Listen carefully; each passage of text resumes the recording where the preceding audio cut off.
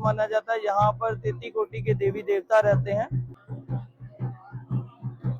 कहते हैं जी गौ माँ की जो पूछ होती है जब मरने के बाद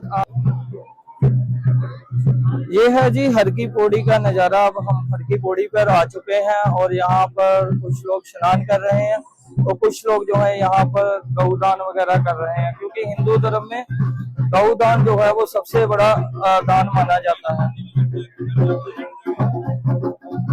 तो यहाँ पर आस्था संस्कृति का सुमेल होता है। तो यही है सुंदरता हमारे सनातन की, यही है सुंदरता हमारे हिंदू धर्म की।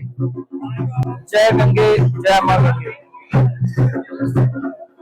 यहाँ पर देखिए जो कुछ उत्तराखंड के देवता हैं, जो पहाड़ी देवता हैं, उनके गुरु यहाँ पर आए हुए थे और ये उनका खेल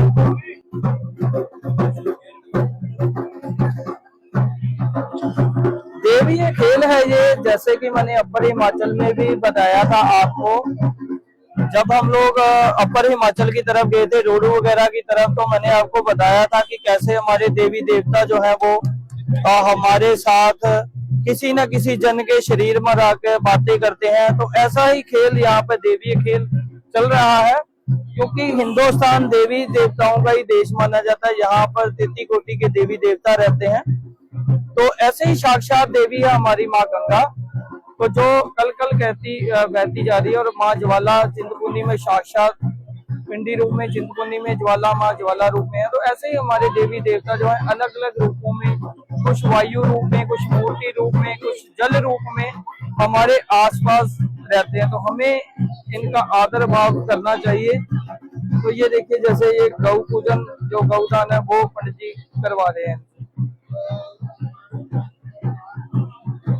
कहते हैं जी गौ माँ की जो पूछ होती है जब मरने के बाद आत्मा वेई नदी के पास पहुंचती है, तो उस नदी को पार करने के लिए माँ जो गौ माता है वो अपनी पूछ का सहारा देती है। और जो गौदान करते हैं तो जो गौ माँ है वो अपनी पूछ के द्वारा उसे भवसागर से पार करती है, उस यातना देने वाली नदी को पार कर वैकुंठ धाम की तरफ ले जाती है। तो इसीलिए गौ माता में 33 कोटि के देवी देवता भी विराजमान रहते हैं और सबसे बड़ा जो दान है वो गौदान हिंदू धर्म में माना जाता है।